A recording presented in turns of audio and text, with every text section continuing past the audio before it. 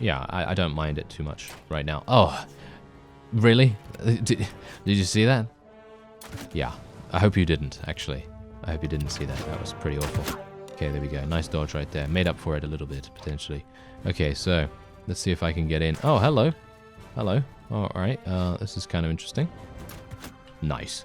Hello and welcome back to the Ronin, and when we left off, we had just taken apart a number of very strong armies from, well, all kinds of different factions, Crusade, Battanian, and so on, and basically, we're going to be doing that again. Now, you can see here, I actually didn't even take a look at this army in detail before I did this. Before I started the recording, of course, but because I just saw, literally, look at this, 262 units they have here. However, they have a grand total of 1,348 wounded. Yeah, I'd like to say that I caused that damage, but I think you can probably tell what caused it. A lack of food. That is it. And you can see here, look at it. Oh my, it is monstrous the amount of starvation that is going on in this particular army here. And we are going to take advantage of this extremely quickly. You could see, look at how many armies they literally have in the party here. It's just absolutely insane. Anyway, what we're going to do is we're just going to head in right away. And I think we're actually going to do a manual battle here. I actually wasn't planning on doing a manual battle, and I wasn't even planning on fighting this army in the recording, actually. I was going to literally just go in here, fight this guy, you know, with an auto-resolve, then go and get some more units from some of my garrisons, some of the villages, and so on. Get some more food, and then, you know, try to get prepared for the next video. But obviously this is actually kind of so interesting because I would never have expected any particular vassal to be as crazy as this one, to summon so many vassals to join them. I mean, literally, this is basically, it's basically destroying yourselves, isn't it? It is literally destroying yourselves because you are going into such a high resource cost, and I'm talking about cohesion as well, you know. Even if you have an overabundance of influence, it doesn't really matter that much if you run out of food, and with such a dramatic number, you are definitely going to run out of food. Absolutely, almost 100%, unless you are having a little bit more forethought about how many units you're going to get in your army, which they obviously did not. Anyway, what we're going to do right here is we're just going to move these guys over here, get our cavalry and horse archers onto the hill. Not really going to do too much with them initially. Oh yeah, I actually forgot about that. My horse is dead. Yes, I forgot about that because obviously I was so blown away by this revelation here that I thought to myself, you know what? I am apparently going to forget that. That's great. And that's actually, that's something that I'd like to mention as well. I am not very focused these days. I have a bit of a mental issue in that regard, and I do apologize. I mean, generally it's been like that for a while, but you know, I think some of you have noticed that over the years. Maybe my deterioration has been a bit obvious. I don't know, but anyway, the point is I'm kind of all over the place, and I do tend to get distracted very, very fast, and so. Yeah, I just want to say sorry for that, because I do have important things to say in terms of the game, at least. You know, not in terms of the world or the universe as a whole, of course. But I'm just saying that if I do get distracted, then feel free to leave a comment. Actually, feel free to leave a comment or ask, you know, what I was talking about before I got interrupted or before I got distracted or whatever. And then I might answer. I might answer that, because I don't know. You know, in the video itself, I might just literally forget to go back to that particular point. So yeah. Anyway, it seems like we're gonna need to move a little bit closer here, and we're gonna see. Not a big fan of this, but they are stationed in a pretty nice place for our archers. As you can see, our archers can just about shoot over the heads of our infantry right here, and I think that's going to be quite good for us, but we're not really killing anyone as it is right now, so that's not particularly good. Anyway, let's see if I can get some kills with my crossbow. At least a little bit. Oh, nice. Actually hit something. Unfortunately, it was just hitting a horse. And I'm not a big fan of hitting horses, thank you very much. That is not my deal. We're not at a piñata party for a reason. We are literally just trying to level up our crossbow skill. Yeah, now this is the really cool thing actually about having the Watcher experience gain mod. Basically it just tells me every single time something happens in regards to gaining experience. So in this case, as you can quite clearly tell, plus 45 experience to crossbow, that indicates that I have hit an enemy's shield. And anything more than that indicates that I've done partial damage, or I have done a little bit of other damage. Like for example, 345 indicates that I've hit a leg or an arm, I guess. And anything more than that, like a headshot or something, is going to give me even more than that. So, in my opinion, it's pretty useful because some of the time you can't really tell whether you've hit at any one particular point. So it's really nice to have that confirmation, because if you fire off into such an extreme distance, obviously this doesn't seem like that big of a distance, but still, it's kind of nice to have a little bit of feedback on that. Anyway, hello there. You know what? I really thought that was going to be a hit. I was like, yeah, you're gonna hit. No, okay, apparently we didn't. That was funny. Alright, let's tell our people just to charge in here, because it seems like I'm actually just getting murdered for nothing. So let's tell our horse archers and so on to charge in too. And as someone rightfully pointed out, by the way, in one of the previous episodes, I think you said something about my polearm being too much. Like, it does too much damage, and as a result, what I could do is I could create another one that has more handling and more speed. And I think, is it less reach or less damage in general? I'm not entirely sure. I'm gonna have to refer to your comment again, but generally, yeah, that's indeed true. I am definitely having a polearm that has way too much damage, because I'm overkilling a lot of units by sometimes 150, 200, maybe even 300 damage sometimes, because we are able to deal 300 damage, 400 damage total, and most units are going to have about 100 HP. Some of them might have a little bit more, some of them might have a little bit less. I actually think 100 is the default though, so probably not less, but still. Yeah, but that's the thing. The main reason why I actually wanted to create a weapon in the first place like this is so that I could swing at basically any opportunity. Oh, this is going to be bad. All right, I'm going to need to... Oh, no. Okay. What? How was I able to defend that? This guy seems to swing quite slowly. Interesting. All right, well... Anyway, the point is, what I was saying, that it's just a case of making it so that if I swing at any time, it's going to give me good damage. That was the main thing that I really wanted to focus on with crafting this weapon, because I've had a lot of times in the past where I've created a weapon that has too low damage, and then I'm hitting heavily armored targets for not that much at all, and it's taking me, I don't know, 4 or 5, maybe even 6 hits to get a kill on this guy. And that's not what I wanted with this. I wanted this to be a pure one-shot kill weapon as much as it possibly could be. So generally, I do agree with you. However, I would say that generally, because of how I tend to play, and some of my ineptitude might show through if I decide to, get a weapon that is less damaging in one way or another. But although that's the thing, if I did create something, I would only have to lower the damage by about 30 or so, and it would still do pretty good amounts, and I wouldn't have to worry too much about the handling then either. And I could make it a little bit shorter too, although I do like the reach. I think the reach is actually a lot of fun. But if I increase the handling, that's going to increase the swing speed as well, which is going to make even more difference to how effective it is. So it might be something that we might try to do. What I would like to go for, though, is I would like to get... I believe, is it 275? Yeah, I think it might be 275 in smithing. I'm going to take all these people prisoner, by the way. I mean, how could I not? Literally, look at this. 635 prisoners. Unfortunately, I'm not going to be able to keep all of these at all. Like, there's literally going to be no opportunity for me to keep them whatsoever. And I'm kind of disappointed by that now. I am, yeah, I'm kind of... I'm kind of sad, actually, that Phykeon is not ours.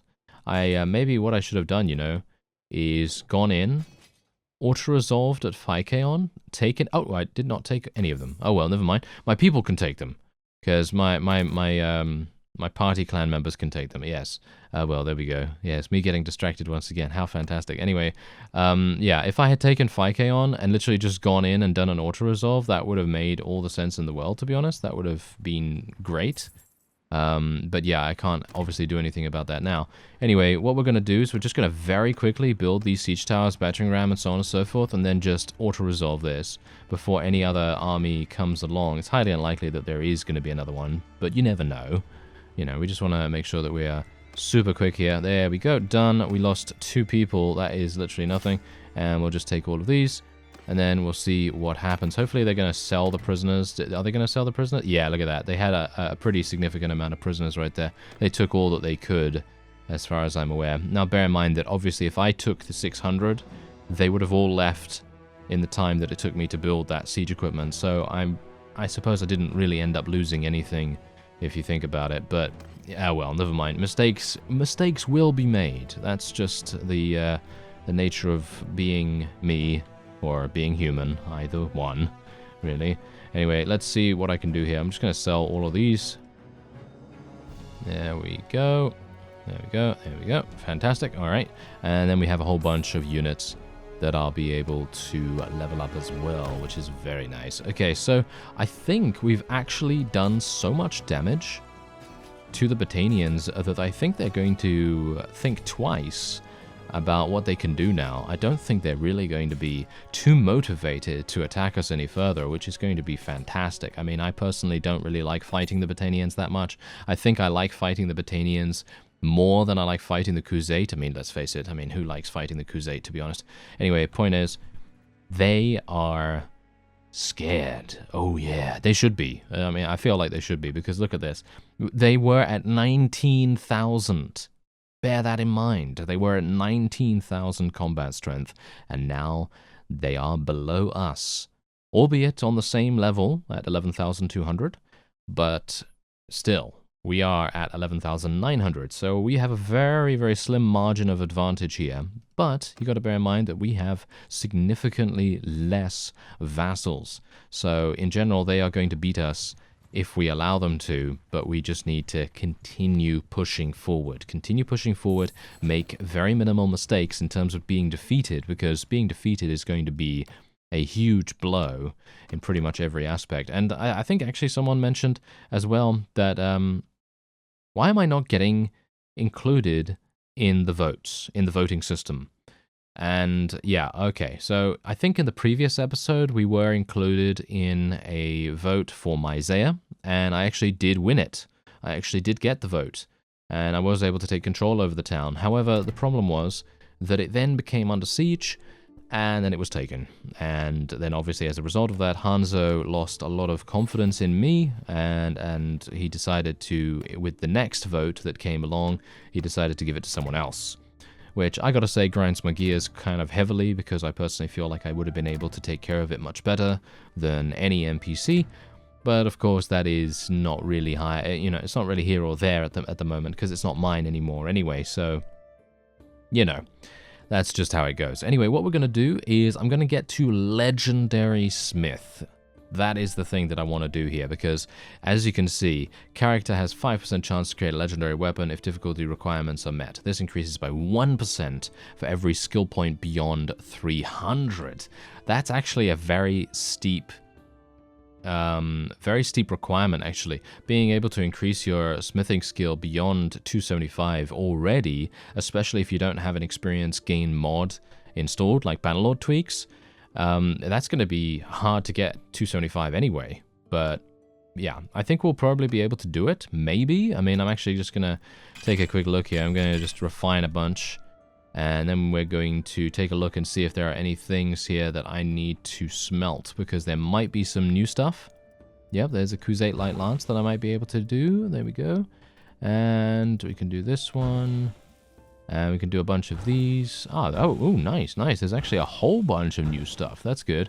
I guess that's what happens when you start fighting new factions, you know, you start getting some of their unique equipment, like, for example, this Highland fine two-handed sword. That's quite obviously a Botanian-focused weapon, so that's pretty cool.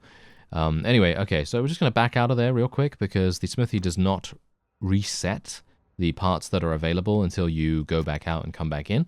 So what we're going to do now is I'm going to take a quick look at what we can forge. So I'm probably going to make javelins here, mainly because they are going to be the most gain possible, as far as I'm aware.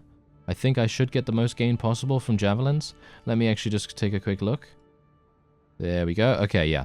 So this is probably going to be the most gain. What did I get? Did I get anything? Did you see that? I got 2 skill points. I got 170,000 experience. So yeah, it is actually good to do this. But the problem with it is that I don't have that 5th point in smithing, the focus point. So we're just going to craft a whole bunch. Oh yeah, look at that. That's only giving me 1 skill point now. This might be problematic. I'm actually not entirely sure if this is going to work. Okay, well, we've leveled up now. Okay, let me see. Can I get more? Okay, 273, 274. I need to get to 275, please.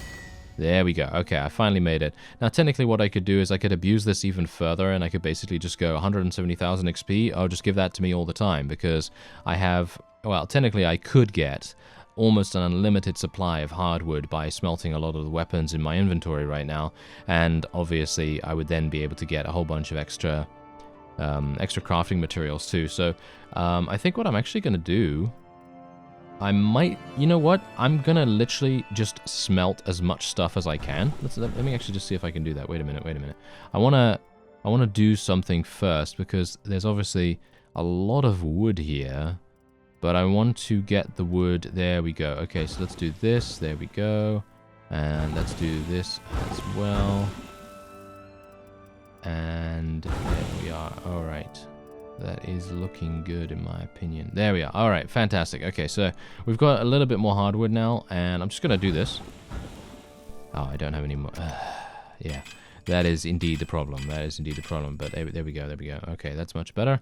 And now I can hopefully just continue to do this. And you can see here that it doesn't really give you a huge amount of materials or anything like that. But that's absolutely fine. I don't have a problem with that, to be honest. You must rest and spend some time before you can do this action? Really? I have... Oh.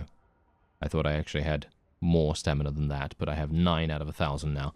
Alright, well, I guess that's absolutely fine.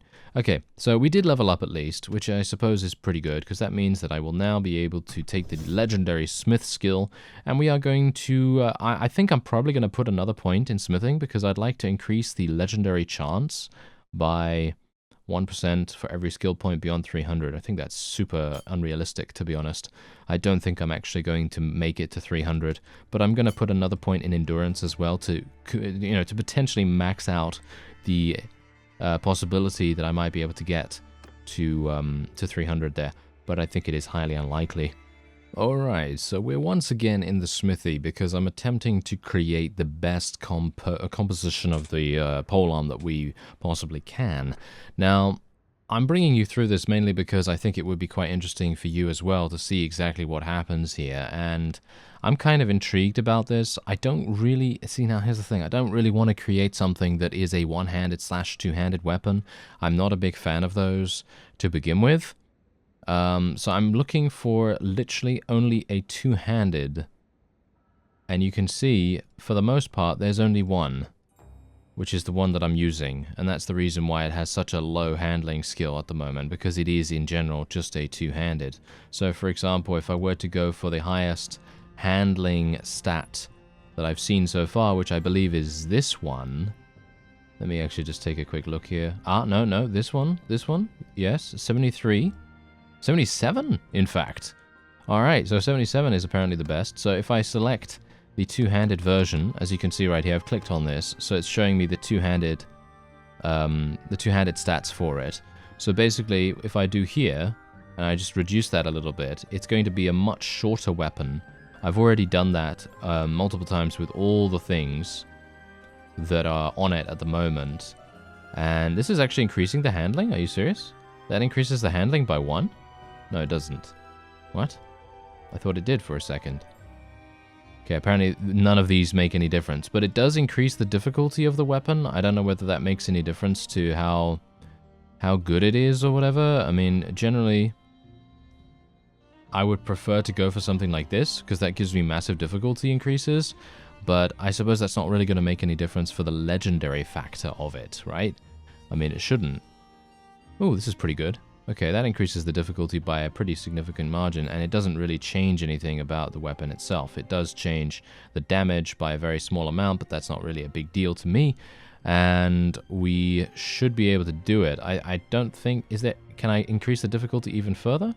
Doesn't seem like it. Alright, so we have 77 handling. I think that's probably the best I can get. Yeah, I think that is probably the best I can get. Maybe I can change it here. No, that doesn't seem to make any difference whatsoever. Alright, so I guess let's make it. Let's make a couple of them, shall we? Let's see if I can get a legendary. I don't think I'm going to be able to get it on the first... Oh, wait a minute. Is that a legendary? I mean, I can't tell. That's the point.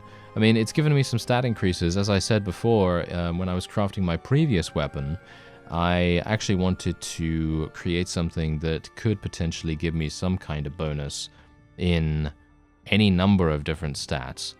Alright, well now it's a good idea to come up with a name, because I think that this is definitely something better than the default stuff that you get from when you just craft and everything. I'm not entirely sure if this is a legendary or not. I think that maybe the developers could add something that kind of gives you an idea whether that is indeed the case.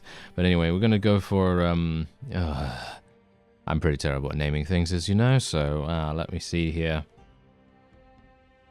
I mean, it's shorter, right? So... Should I... Oh, no. Okay, fine. Short slash. Yeah, short slash. There we go, with the typo and everything. should I just leave it with the typo? No. We're not going to leave it with the typo. Alright, so there we go. We created it. It absolutely sucks for experience gain, as you would expect, amusingly enough. Okay, so I'm going to create another one, just because I want to see what happens with the stats. Yeah, so that was indeed something new. So, you know, that's pretty good. So, let me see if I can maybe make... I'm going to make like 3 or 4 of them and see if I get some bonuses. Okay, no, we're not getting any bonuses. So I guess we're just going to name these polearms like every developer. No, I'm just kidding. Okay, so let's have a look here. Didn't get anything. Right. 2. There we are. Perfect. Okay, so we've made a couple. Let's just see whether that one that we made is actually really good. Otherwise, what I'm going to do now is I'm going to try and make something that is extremely difficult to make. And we're going to see if I can maybe get a little bit extra from that. And I'm just going to literally make it, you know, with all the sliders to the right. And that's it. That's what we're going to do. And this is going to be pretty interesting because I wonder... Because we are within our smithing skill, as you can see right there. So let's have a look. Are we going to get any bonuses? No bonuses. All right, no bonuses. All right, great. Very good. Okay, that gives me absolutely awful experience as well, even though the difficulty is actually quite good. It's kind of weird. Ah, here we go. Oh, extra handling. That might actually be quite good. Ah, might be quite good. There we are. That might be quite good. Who knows? We'll see. Oh, we got another? Oh, not as good. I think that's just a regular master crafted weapon or something along those lines. Not actually that good. But decent, you know? I don't think I have enough room for but decent, so I will not put that in. Anyway, let's take a look here. Right. Generic. There we go. One more. Alright, yeah, that's not gonna do anything. Okay, so generic 2, fantastic. Alright, so that's it. That's all that I have in terms of the amount of charcoal. I do have some more hardwood, obviously, so I could continue making them, but I think that's enough of that. You know, I think that's enough of that for now.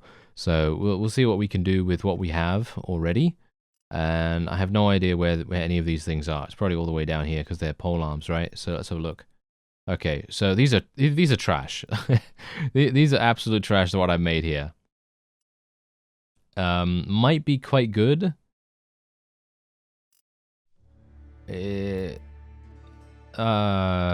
I mean, I can't tell what they are when used in a two-handed version. You see, that's the main problem here, because look at the swing damage of this thing.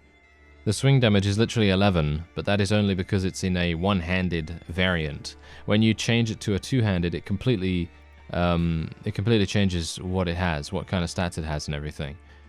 Short slash, I think, is probably going to be the best that we have, but might be quite good is potentially quite good. So what we're going to do is we're going to use might be quite good first. I got to bear in mind that Branch of Death is still like a favorite of mine. You can see here that this is the difference. Okay, so these are the differences. It has more swing speed. It has a very small amount less damage. It has more reach for some reason. Okay, I'm not entirely sure why it has more reach. And it also has more handling. So this is actually pretty good. It seems like it might be pretty good. So we'll see what happens with it. And we're going to take it into a battle relatively soon. I have 163 days worth of food remaining, so that should also be quite good. Anyway, Chinopsis Castle is calling for us. And, oh yeah, this is my army composition. I just want to show you that as well. Basically went to my garrisons, and I literally just pulled out every single rank 2, rank 3 that I could get my hands on without severely crippling the garrison's defenses. And hopefully that's going to help us out quite a bit. Bear in mind that I am obviously going to move these all the way to the top because, no offense, but I don't really care if Imperial units die. That is not really my thing. You know, I much prefer to keep the Tetsujin units alive as much as possible, and when I have more time in terms of not being attacked consistently by every single person in the world, then I'll definitely be going to Tetsujin territory and getting some more units from them, because I personally prefer using them quite a bit, and indeed it is much more thematic to use them as well. However, because we have mostly assimilated quite a lot of the territory in this area, I kind of felt like maybe it would make sense from a theming point of view to have a couple of Imperial units be included in the army, even though that's not something I really wanted to do when I first envisaged this particular series. I thought, yeah, let's just go for Tetsujin units only and see what happens, but obviously that is not how it goes most of the time. Sometimes you have to adapt in certain situations, and this is one of those times, because otherwise I'd have to run around leveling those guys up,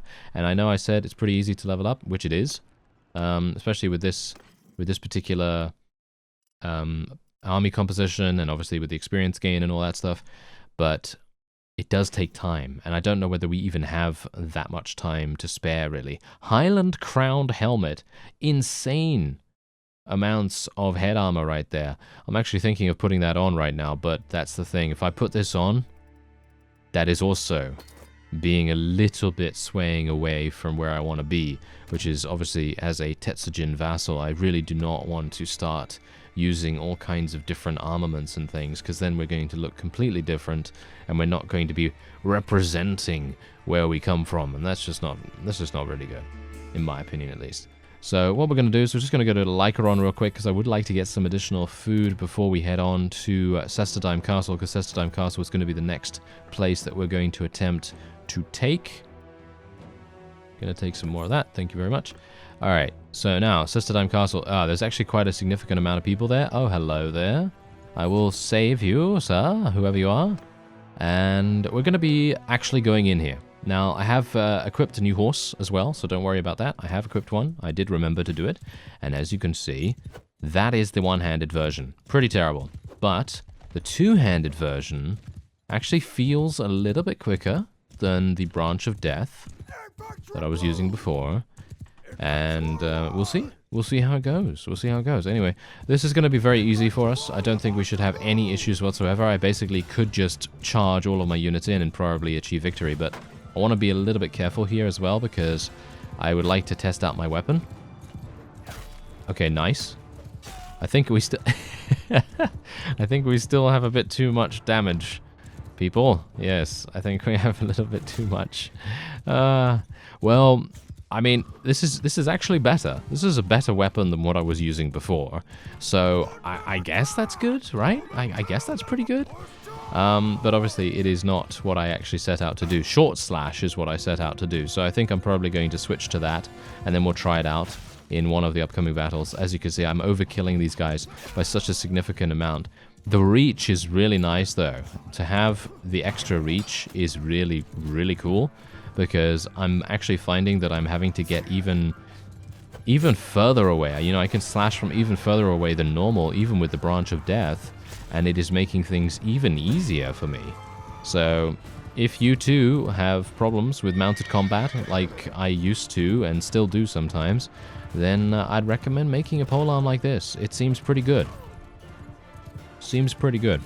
So, yeah, anything that with a long glaive head. I think a long glaive head really makes all the difference. Even if it is a one-handed slash two-handed weapon as well, as long as you use it in a two-handed manner, you're going to be able to get all of the really, really juicy stats. And that's exactly what you want. You want those... You know, you want those ones that are going to do so much damage that it's just crazy, crazy nice. I'm actually going to die here, am I? No? Thank you. Thank you very much. Alright, there we go. And, ooh, did you see that? I went swinging for his head, but then it was just like, no. Oh, wow.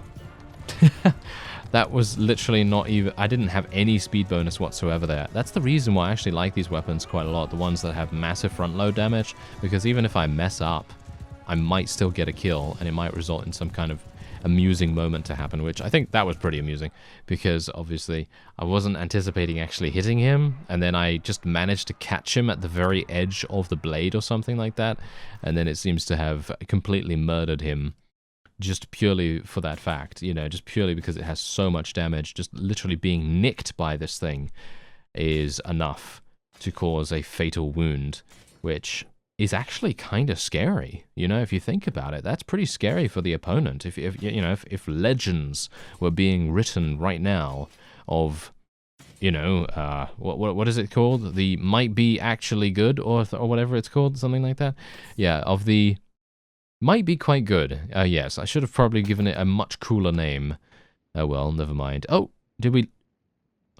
One of the enemy vassals died. Oh, that's interesting. Okay, that's pretty cool. I like that. All right, so yeah, once again, we're not being given anything. Ah, how fantastic! All right, well, this guy is being given massive amounts of different fiefs, so hopefully he's going to be able to take care of them, because I'm a little bit skeptical about that, to be fair. Anyway, let's go into our inventory right now and see if I can maybe equip short slash. Where is it? Where is it? Where is it? Where is it? There it is. All right, so short slash, there we go.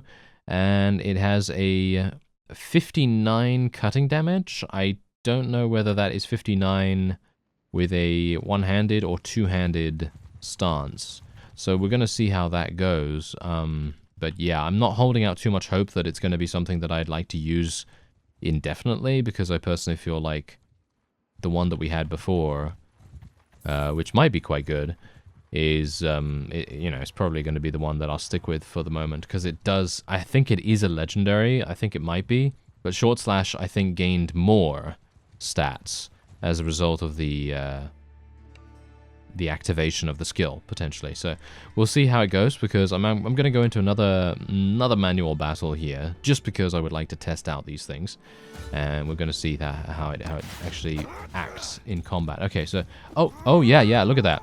Wow, this is insanely fast. Wow, okay, that's pretty crazy. Okay, so this is definitely a polearm that is going to be much more widely used in a siege situation, because I'm going to be able to defend with this extremely easily, and maybe even win some one-on-one or one-on-many duels, because you could see here, this thing literally swings almost as fast, maybe just as fast actually, as a two-handed sword, which is actually kind of crazy if you think about it. Anyway, let's see if I can maybe do some damage with it.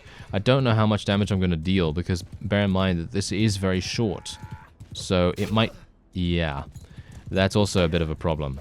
You're going to have to get much closer with this weapon than the others, and that's going to make things very difficult. I would have killed this guy already, actually, with the other weapon.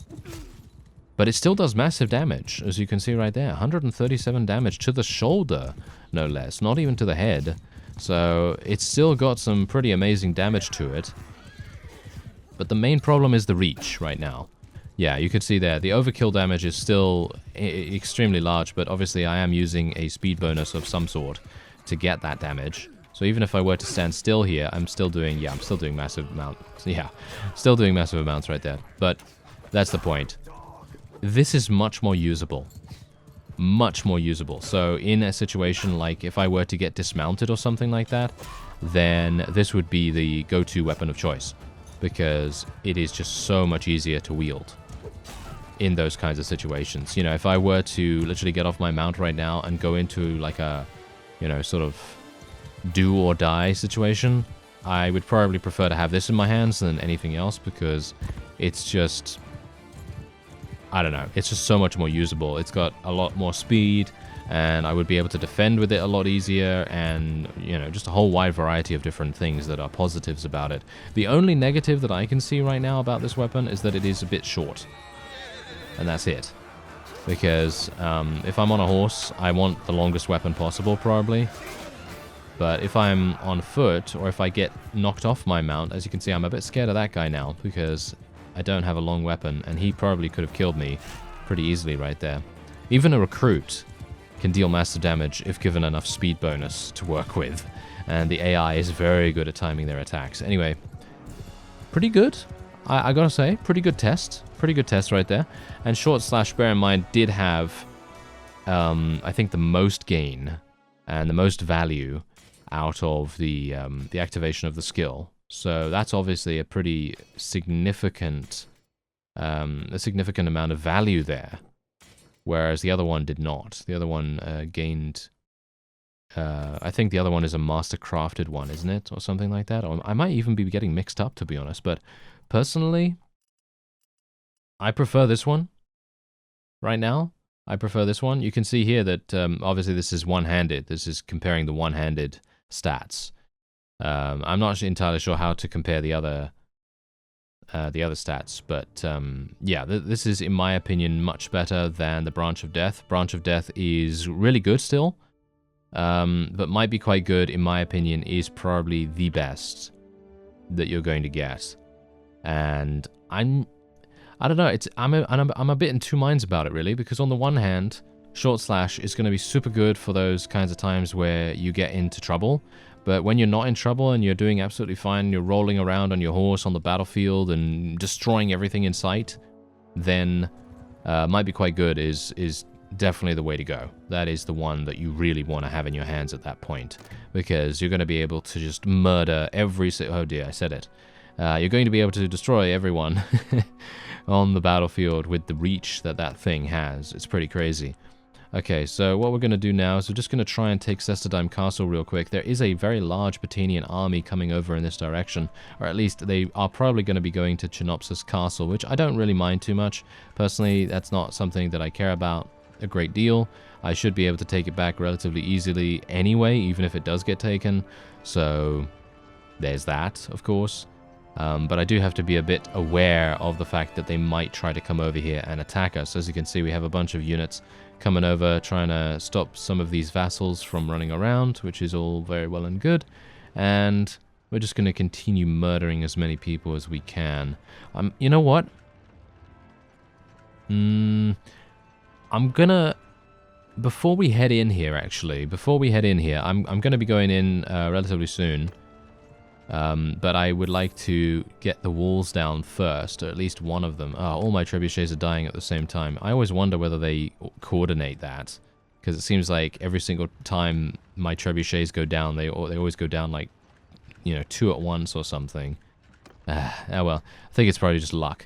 Anyway, so what I'm going to do is I'm actually going to equip Short Slash, because we're going into a siege, and I'd like to try it out.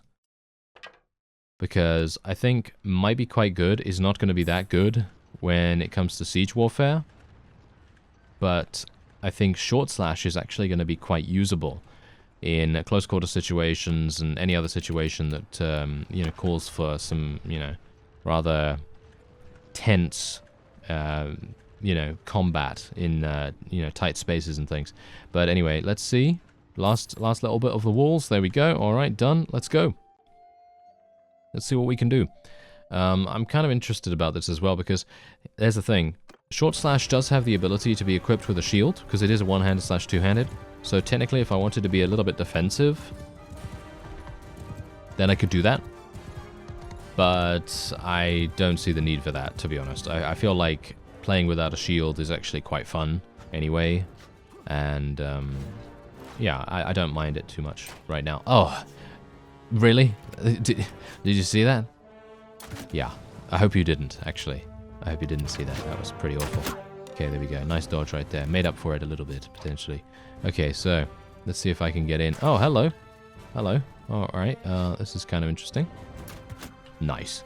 Yeah, I actually really love crossbows. I actually feel like crossbows are super fun to use. Unfortunately, I do tend to... I probably only... You know, I'm only able to really use them to good effect when the enemy is standing still, which is the main issue. Okay, there we go. There, it's in two-handed formation right now, so I should be able to use this pretty nicely. And as you can see, it's still doing massive amounts of damage, but look at the speed at which I can swing this thing. Yeah, pretty cool. Pretty cool. This is definitely a nice siege weapon. Definitely got to say that. Yeah, look at that. And especially because I have Feel the Hit installed as well, which is another combat mod. Basically what that does is it prevents your weapon from sliding through the opponent. Because if you want more of a realistic experience where humans are not made of butter and your weapon is not a hot knife, then generally that is going to be quite good. And look at this. It's actually doing some pretty good damage, amazingly enough. Bear in mind, however, this is much more of a risky weapon. It is going to... oh dear, I think I'm going to die. Actually, I'm getting shot. I'm not entirely sure where I'm getting shot from, so I'm going to have to just run away randomly and just hope that they don't shoot me anymore. I think I'm being shot from up there, to be honest. So let me just see if I can reload my crossbow real quick. Can I do some damage to them? Protect me, fellows. Oh, hello there. Is that him? That might be him. Ah, I'm being pushed by my own units. That's hilarious. Nice. Took him down. Alright, let's try and reload. Nice. Alright. Anyone else? Anyone else want a piece of me? No? Okay, fine. Now I'm going to go back to testing out my weapon. Thank you very much. Okay, so, yeah. Generally, what I would say is this is really good for sieges. But if you want to stay safe, like really safe, then use a longer weapon, obviously. But it is not going to be as good in close quarter situations to use something with over 200 reach or whatever. I don't even know how much reach this has. I think it's got like 150 or something, so it's much more in the realms of not even a two-handed sword has this much reach, I don't think. So it's kind of a nice little hybrid weapon. It works kind of in the best of both worlds, but doesn't do either better than the other, if you know what I mean. So it's kind of like a more versatile weapon, I suppose you could say, which I think is pretty cool. Because then you have the opportunity to, if you do get caught out, for example, so let's say you go into your inventory and you change your weapon to short slash, and you're fully expecting to go into a siege, but then all of a sudden an army comes out of nowhere and ambushes you and you don't notice until it's too late, then you might be stuck with using a weapon like this. However, if you were to do that with a sword, for example, then you're probably going to be not very happy about doing a field battle in that case, because in my opinion, two-handed swords, one-handed swords are extremely difficult to use on horseback in comparison to polearms. But with this weapon, it's kind of hybrid enough so that you don't feel too underpowered. So I think that's actually a pretty cool thing about it. But obviously, it's not going to be as good as something that does have, an insane amount of reach. So there's also that. Anyway, let's just level up a couple of forces right here, and oh, nice, we've got some more fire archer units. I always like those quite a bit. All right, let's take all the loot, and we took Sestadheim Castle. That's pretty cool. Sestadheim Castle has a lot of memories for me as well. If you've seen the Crusade Khanate series, then you'll know what I'm talking about. And I hope you have seen it, because that's probably one of my favorite series, actually. Apart from the Trader series and the Bannerlord, and well, a number of others actually. I feel like a lot of my series are like in the top 3 or top 5, and it's kind of funny because I've made like 8 or 9 of them right now. And every single one, I kind of think, wait, this is my favorite series. No, this is my favorite series, and so on and so forth. But yeah, there's just a lot to like about quite a few of them. But obviously, that's just my my opinion. I mean, I made them, so obviously, you know, I'm going to sing their praises. Anyway, that's going to be it for this episode. The Botanians are still being rather dominating of the area, but hopefully we're going to be able to fight back, and I think it's probably going to start with, not that one, I think it's probably going to start with this one, Thorios Castle. Because I was just like, yeah, let me just look at this real quick. Oh, yeah, almost 1,000. Okay, no, thank you. Yeah, and then just move on very fast. Okay, 5K Under Siege, but again, that's not really going to be that much of a problem to take back. I thank you very much for watching, and I'll see you next time.